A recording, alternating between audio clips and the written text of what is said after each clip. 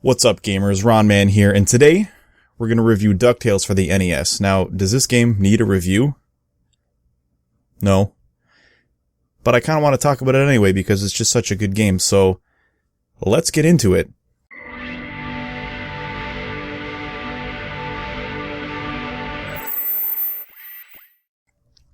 DuckTales is based off the Disney cartoon of the same name, and it was developed and published by Capcom and released in North America in 1989. The graphics and sound here are great quality. Everything looks the way that it should, except these guys here. Someone put on the wrong outfit. Man, this is so much more awkward now that I'm filming it. The music is some of the best and has actually been stuck in my head since I was like 5. I still hum the Moon theme. As for the controls, they work well. A is jump, A plus B plus down plus in the air is how you use your cane as a pogo stick. This is useful for jumping higher as well as defeating enemies. Yeah, it's kind of whack. I struggled with this a lot as a kid trying to learn the controls of this game. Once I got the hang of it, it was fine. But any non-gamer friends that I have who come over and play DuckTales, yeah, they have no idea what to do. I just don't get why you can't just jump in the air and press B. So in DuckTales, you play as Scrooge McDuck, and you explore 5 levels in search of treasure. When you first turn this game on, you'll have to pick your difficulty between easy, normal, and difficult. So throughout your travels, you visit the Amazon, Transylvania, the African mines, the Himalayas, and finally the moon. You can play these levels in any order you want, and you select them from none other than a stage selection screen. The goal of each level is to defeat the boss and collect the treasure. Each treasure is worth 1,000,000 bones. Throughout the level, you'll collect diamonds which add to your overall money. There are 3 types of diamonds: the small, the large, and the red. You will also run into ice cream cones and cakes which replenish health. You know, it's funny to think, but you know, when I was a kid, I always thought that junk food was actually healthy. I thought that ice cream and candies were healthy for you. And it's probably because of these games that they replenish health, but you know, now that I'm older, I feel like I lose health every time I eat one. Occasionally, you'll discover these items referred to as magic coins, and they provide invincibility for a short period of time, as well as Scrooge dolls, which add an extra life. When you start a new game, you'll have 3 health points, but you can expand your maximum health points by collecting items. I'm not sure what this is called, but there only exists 2, one in Transylvania and one in the Himalayas. DuckTales is not exactly a hard game, but when you're playing on hard, difficult, these permanent health upgrades are quite helpful. When I play, I usually just go in order that you see them on the screen, so I start with the Amazon. I remember when I was playing this as a kid and I found out that you could jump up here and go across here, you know, in the status screen. Pretty sure I soiled my diaper. And then you keep playing and you discover that you can do it again immediately. So I soiled them again. Yeah, my mom had a mess to clean up. The Amazon is just a nice level to explore in my opinion. In each level, you come across Launchpad. You know, this guy here. Yeah, his name's Launchpad. He's willing to take you back to the level select screen with all the treasure you've accumulated. It's a decent way to build cash, but I usually don't take him up on his offer. In the Amazon, there's a shortcut right here. You can jump up here and climb the vine which leads directly to the boss.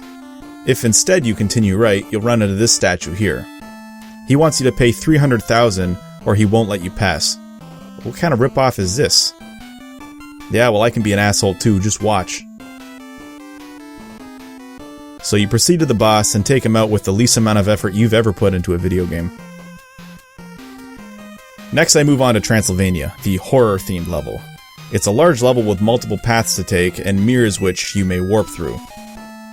If you don't know this level, it can be actually quite confusing to navigate, but I played this game so many times that I often don't explore much of this level. It's quite easy to just walk straight to the boss. Next we move on to the African mine. Almost as soon as you start this level, you're informed that you don't have the key and that the key is located in Transylvania, so they force you back to Transylvania to find the key. And then you can go back to the African mine. You know, going back to this stage on your first playthrough might seem kind of cool. You know, we're going back to Transylvania, now we're just looking for a key, we're not doing anything else. Like, why can't I just collect the key in Transylvania on my first visit there? You have to backtrack. You can only get this once you've gone to the African mine. Seems like just a cheap way to try to extend the length of the game, because to a new player, they might look all through Transylvania again, when in reality the key is actually pretty close to the beginning of the level. Not really too sure why they did that, but that's just a small nitpick. But the mines are great, they look great, the music's good, and it's just confusing enough to make you want to explore everything. Once you're done exploring, it's time to laugh at the boss with another boss fight, which takes even less effort than breathing. The Himalayas are an interesting level because up here on the surface, if you pogo jump into the snow, you'll get stuck. Not an issue for me anymore, but as a kid wearing a soiled diaper, you know, it gave me a hard time. So basically you jump down a hole, then make your way left, and then up, then right, and you can fight the boss. Of course, there's stuff to discover down there, like the permanent life upgrade, and there's also spiders dressed as bees. So after jumping on the snowman a couple times, it's time to move on to the moon.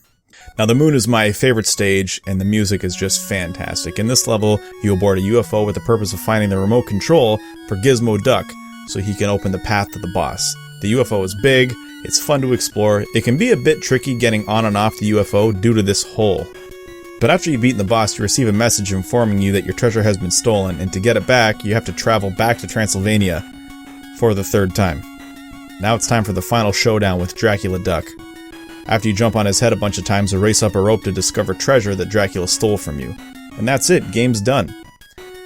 There are 3 endings to DuckTales. The regular ending if you beat the game with under 10 million, the best ending if you beat the game with over 10 million, and then the bad ending if you beat the game with $0, which is kind of funny because to get the bad ending, it's harder to do.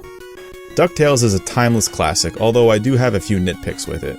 Number 1, the cane/pogo jump doesn't need to be as complicated as it is. Number 2, although these levels are fun to explore, there feels less of a reason to do so if you've played this game many times. Like in Transylvania, I never explore the whole level, I just go straight to the boss.